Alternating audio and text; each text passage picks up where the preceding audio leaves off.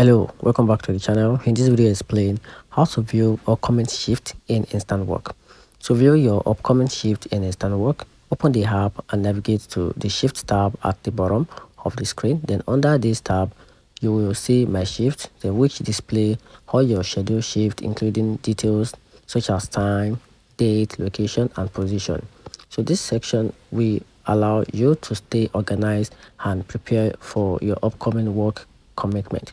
So if you're not seeing shift that match your preference or location, consider adjusting your notification settings.